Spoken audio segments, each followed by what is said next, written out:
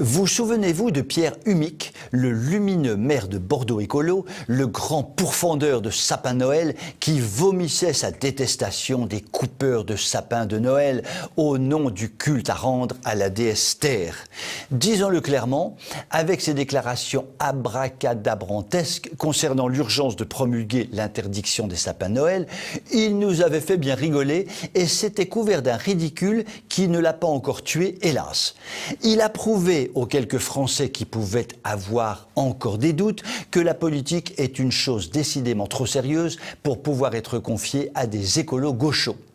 Eh bien voilà qu'en Gironde arrive à point nommé un débat épineux, sans jeu de mots, qui va donner quelques soucis piquants au chantre bordelais. Aux portes de la capitale de la Nouvelle-Aquitaine, aux portes de la belle ville de Bordeaux, est prévu un projet très ambitieux. Un gigantesque parc solaire doit venir s'installer sur une commune forestière de Gironde du nom de Soca. Ce projet est écolo en diable. Les panneaux solaires, c'est totalement dans le vent, comme les éoliennes. Mais voilà, ce projet d'avenir supposerait le défrichage de 1000 hectares de pins, cultivés par un groupement de civiculteurs. Rassurons-nous, le budget de l'opération n'est que de 1 milliard d'euros. Avouez qu'il y a là matière à débat. Je vous propose un petit exercice d'arithmétique comme au bon vieux temps. Sachant que sur une parcelle d'une superficie de 1 hectare, on plante en moyenne 2 multipliés par X sapins, combien de futurs arbres morts vont ainsi être sacrifiés sur l'autel de la transition écologique? Après avoir converti la surface en centimètres carrés puis en décimètres carrés, vous détaillerez l'opération et les étapes de votre raisonnement et communiquerez votre résultat final en boule de Noël recyclable. Le parc solaire n'a pas encore vu le jour, nous pouvons nous en douter.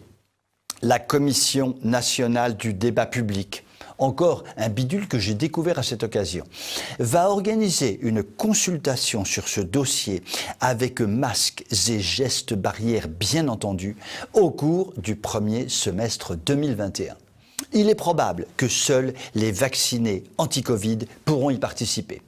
Des problèmes sans fin risquent de se poser. Les associations environnementales s'alarment de l'ampleur du projet qui pourrait bien cacher une vaste opération de spéculation financière. Le terrain est plat, ne coûte pas cher et il est évidemment plus simple d'abattre des arbres au kilomètre que d'installer un parc solaire sur des toits de maisons ou d'immeubles. Cela dit, il faudrait peut-être rappeler aussi à tout ce beau monde que les pins des Landes n'ont pas été plantés pour faire joli, mais pour fixer des sols fragiles et aider à la captation des eaux de pluie. Mais de tout cela, les écolos s'en moquent et d'ailleurs n'en savent rien. Quand il s'agit d'idéologie, on rase gratis des terrains forestiers, point barre. Et donc, en avant le parc solaire, tant pis pour la belle forêt de sapins et vive l'écologie futuriste bobo-gaucho qui s'oppose à la coupe des sapins pour Noël mais applaudit à la coupe des sapins pour cause écologique. Comprenne qui pourra. Je vous souhaite une excellente soirée.